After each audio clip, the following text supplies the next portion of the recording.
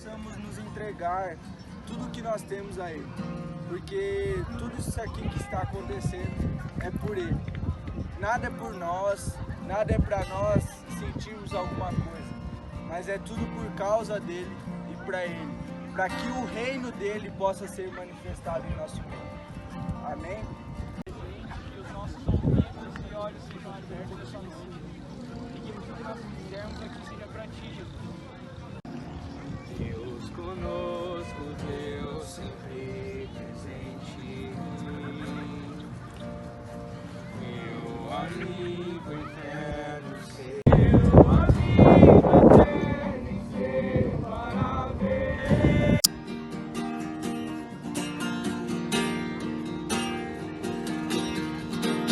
A voz que falou e tudo se formou, me chama pelo nome, as mãos. Desejo dos seus olhos. De olhos bem abertos, voluntariamente e supondo que nenhuma consequência lhe sobreviria, Adão joga tudo pro ar. Eva seguiu a serpente, Adão seguiu a Eva e ninguém seguiu a Deus. Morto em seus pecados, nascido da semente corrompida de Adão, depravado radicalmente, não perguntam por Deus e não desejam conhecê-lo. Não fazem ideia sequer da sua própria condição moribunda. Uma vez que todos estão em trevas, ninguém pode chegar ao pleno conhecimento de Deus sem que se acenda uma luz.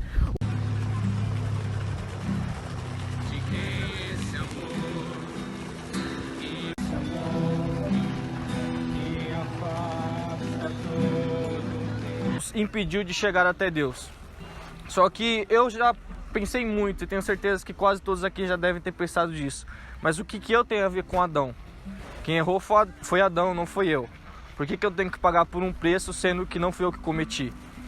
E um exemplo bem fácil que a gente pode ter sobre isso é que o nosso país, o Brasil, ele é considerado o país do futebol.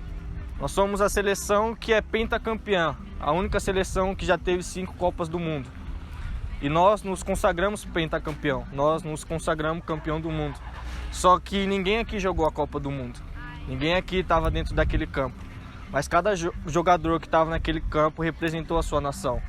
O exército, as forças armadas funcionam assim, sempre representam todo o seu país.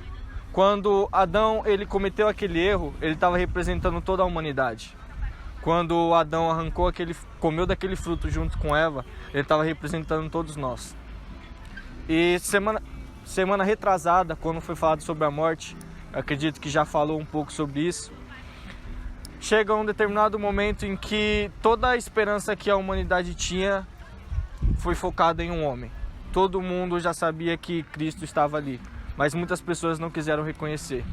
E quando Cristo morre, parecia que aquela esperança que eles tinham foi algo ilusionismo, foi algo que era passageiro, foi algo que era para ter acabado ali. A única esperança que eles tinham de que o Rei dos Reis iria reinar sobre a terra e todo o povo teria a sua paz, tinha tido um ponto final. Porém, ao terceiro dia, 2 mulheres estão indo ao túmulo de Jesus com especiarias para poder que o cheiro da decomposição não ficasse forte. E na época da morte de Jesus, qualquer situação que acontecesse e as testemunhas fossem mulheres, as autoridades não acreditavam naquilo, porque o testemunho da mulher não tinha confiança sobre os homens. E essas mulheres, elas estão indo até o túmulo de Jesus. E no caminho, elas lembram que tem uma pedra no túmulo para que ninguém possa entrar. E elas vão até o túmulo imaginando como que elas poderiam tirar aquela pedra. E quando elas chegam até esse túmulo, a pedra já está removida. Só que a pedra do túmulo de Jesus não foi removida para que Jesus pudesse sair, mas a pedra foi removida para que aquelas mulheres pudessem entrar no túmulo de Jesus. Da mesma forma que o significado da ressurreição representa para a gente não precisa tirar uma pedra, a gente não precisa mais rasgar o véu, a gente não precisa mais fazer sacrifícios para chegar até o Pai. Esse obstáculo, essa pedra que tinha até a gente, o próprio Jesus removeu. O próprio Jesus nos deu essa graça. O próprio Jesus nos deu essa ligação, essa conexão com o nosso Pai. O próprio Jesus permitiu que nós pudéssemos chegar até Ele. E muitas das vezes nós nos questionamos, queremos limpar os nossos pecados sozinhos. queremos nos diagnosticar que estamos melhorando e esquecemos de lembrar que o único que pode nos perdoar é Jesus. Independente de você ter errado, ter pedido perdão para uma pessoa e às vezes a pessoa não ter aceitado o seu perdão, o que importa para você é se o seu coração está arrependido. O que importa é se você oferecer o seu coração quebrantado a Jesus. Como a palavra dele diz, ele nunca vai rejeitar um coração quebrantado. Um coração quebrantado é aquilo que Jesus mais ama e é aquilo que nós sempre devemos oferecer para ele. Quando essas mulheres descobrem que Jesus não está no túmulo e elas saem, dois varões vestidos de roupas brancas falam que aquele a quem elas estavam procurando entre os mortos, ele se encontrava vivo. Era um homem a qual elas estavam procurando sem saber o que tinha acontecido, o corpo não estava ali. E elas saem, tem dois homens vestidos de branco falando com ela. E ela volta para poder contar tudo o que tinha acontecido aos discípulos. E de repente, Jesus ele se encontra com dois discípulos no caminho de Emaús, andando. E Jesus começa a perguntar como se não sabia, como se ele não conhecesse nada. E aqueles dois discípulos começam a pregar para Jesus. Só que eles começam a pregar de uma maneira totalmente errada. Tudo que eles falaram tudo o que aconteceu, mas eles não confessaram que Cristo era o Filho de Deus. Não confessaram que Jesus realmente era o Filho de Deus. E no final eles percebem que realmente quem estava com eles era o Filho de Deus, porque o coração deles ardia quando Cristo falava com eles. E eles voltam para contar tudo o que estava acontecendo aos discípulos. E quando eles chegam até os discípulos, Jesus chega e cumprimenta a todos com a paz. E a gente pode se perguntar, por que Jesus já não foi diretamente aos discípulos? Por que Jesus se apresentou primeiro às mulheres que descobriram que Jesus tinha ressuscitado? Depois Jesus ele vai até os discípulos. Depois Jesus volta até os 11 para poder se apresentar para todo mundo. O que Jesus estava fazendo na ressurreição é o que nós do Projeto do Reino tentamos fazer. É reunir todos. É reunir todas as igrejas. É reunir todos o povo sem diferença. Somente com o único alvo, somente com o único objetivo. Ele começou pelas mulheres. Depois ele foi atrás desses dois discípulos para que todos estivessem reunidos no mesmo lugar. E o que é mais impressionante é que tudo que Jesus fez foi algo maravilhoso. Foi algo que nenhum homem nunca fez, nenhum homem nunca conseguiu fazer aquilo que Cristo fez por nós. Só que ele diz uma coisa para os discípulos que eu acredito que eles devem ter ficado muito confusos. Ele disse que ele morreu, ele ressuscitou, só que tudo ia melhorar porque ele estava indo para o Pai. Se imagine agora no lugar dos discípulos. A esperança que eles tinha tido um ponto final. Ao terceiro dia, esse ponto final se tornou um novo parágrafo. E de repente, esse novo parágrafo diz que está indo embora novamente. Só que ele disse que a obra ia continuar, a obra seria maior. E no começo eu falei para vocês sobre a nossa seleção, falei sobre futebol. E o exemplo que eu vou dar, semelhante a isso. Uma Copa do Mundo, a gente sempre espera da nossa seleção hoje, um dos que nós sempre esperamos fazer um gol é o Neymar. Só que imagine nenhum de nós entrando no campo e fazendo um gol pela nossa seleção naquela Copa do Mundo. Você acredita que seria muito mais glorioso a gente fazendo aquele gol? Seria uma comemoração muito maior do que o Neymar fazendo aquele gol? E foi isso que Cristo fez para a gente. Cristo ele vai até o Pai e ele diz ao Pai que a obra que ele fez iria continuar. Só que ele entregou aquela obra para cada um de nós. Ele era perfeito, nós somos falhos. Nós iremos errar muito. Nós iremos errar hoje, nós iremos errar amanhã, sempre iremos continuar errando. Mas mesmo assim, ele confiou a sua obra a cada um que está aqui. Ele confiou o seu evangelho a cada um que está aqui. Ele confiou a sua vida em cada um que está aqui. Ele pagou o preço por você. Hoje você não precisa mais pagar o preço pelo pecado. Esse preço pelo pecado ele já foi pago. E Jesus ressuscitou para dizer que aquilo que ele fez, ele também estava entregando a ti. Você também tem acesso ao Pai. Você também pode ser um intercessor. Você também pode chegar até as pessoas e apresentar essas pessoas a Deus. Apresentar a Deus a essas pessoas. A ressurreição de Cristo vai muito além daquilo que a gente imagina. A ressurreição de Cristo é algo que, se você for parar para pensar, é algo muito louco. É algo que você fica sem direção, você fica sem norte para saber qual a necessidade dele ter feito isso. E quando você começa a entender o que Cristo fez por você, você começa a entender que tudo isso que você faz é tão pouco para Ele. Aquilo que Jesus fez para você comparado com o que nós fazemos, comparado com aquilo que eu faço, continua sendo pouco para Ele. Só que o que Ele quer que nós continuemos fazendo é levar o evangelho dele para todo lugar. É continuar sempre a obra dele. A obra de Cristo só vai ter o ponto final quando Ele voltar novamente para buscar aqueles que continuaram a sua palavra. A palavra de Cristo, se nós formos olhar pela Bíblia, ela termina em Apocalipse. Mas se nós formos olhar para as nossas vidas, ela termina até o nosso último fôlego. Ela termina até o nosso último respirar. E toda vez que nós lembrarmos de respirar, que é algo automático, nós temos que lembrar daquele que deu a vida por nós. Nós temos que lembrar daquele que pagou um preço que Ele não tinha obrigação. Foi um preço que Ele foi livre. Ele quis pagar esse preço pela humanidade. Ele quis entregar aquilo que era perfeito nas mãos de nós que somos falhos. Ele quis entregar aquilo que era maravilhoso na mão de nós, que poderíamos errar a qualquer momento e que sempre vamos errar. Jesus, Ele não confia somente em mim, Ele confia em cada um que está aqui. Independente se você errou, eu vou te dizer que você ainda vai errar de novo. Jesus, Ele continua confiando em você.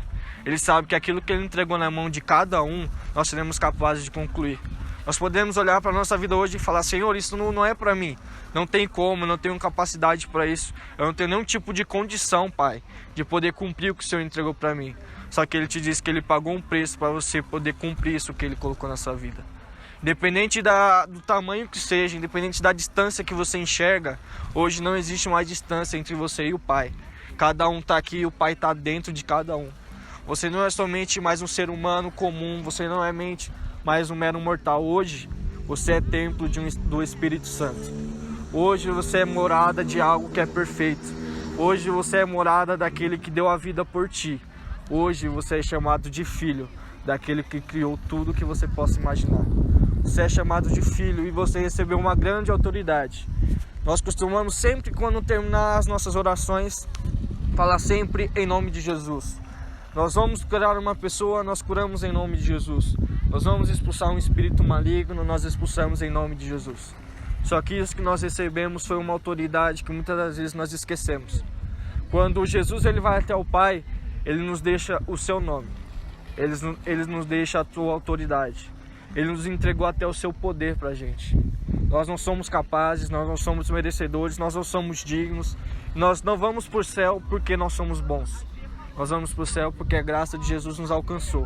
Nós acreditamos que Jesus ele morreu e no terceiro dia ressuscitou.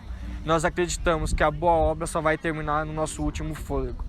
Nós acreditamos que tudo que Jesus fez terminará somente no nosso último respirar. E o que Jesus sempre entrega para a gente é algo que a gente sempre vai terminar. Jesus nunca vai dar uma semente para você e não deixar você ver o fruto. Você sempre vai ver o fruto daquilo que você planta. Só que nós temos que lembrar que para uma semente dar fruto, essa semente ela tem que morrer. Nós vemos uma passagem que todos conhecem também sobre a Torre de Babel.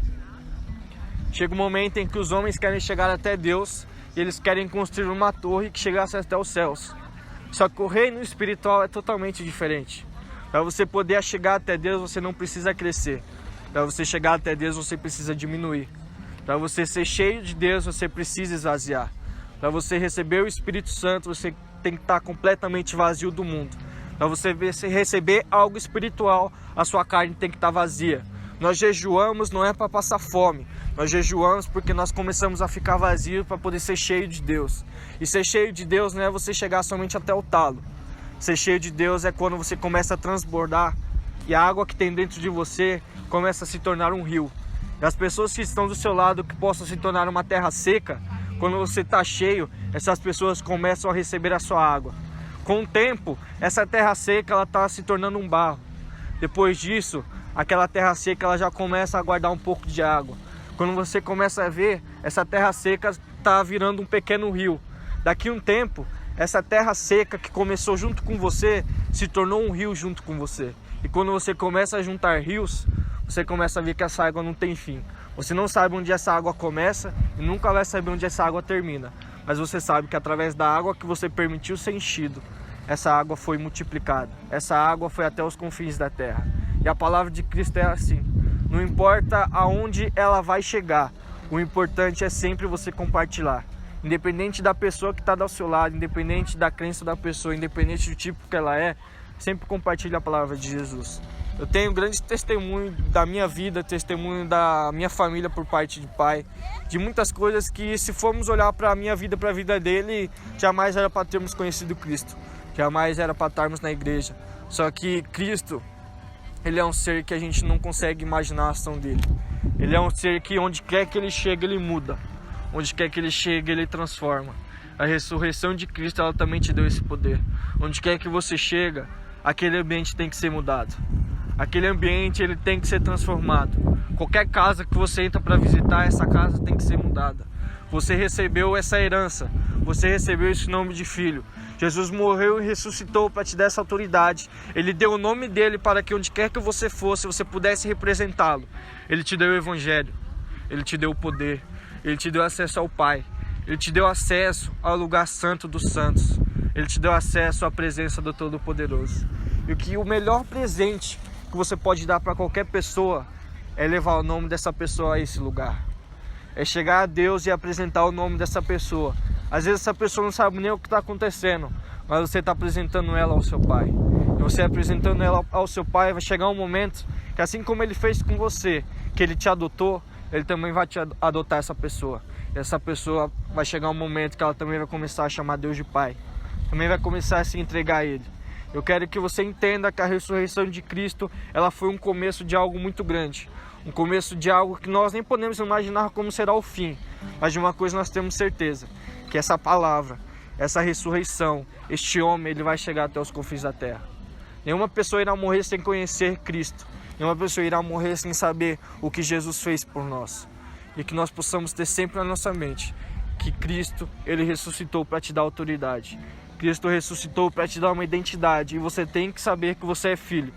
Jesus, quando ele volta aos discípulos, ele chama os discípulos de irmãos.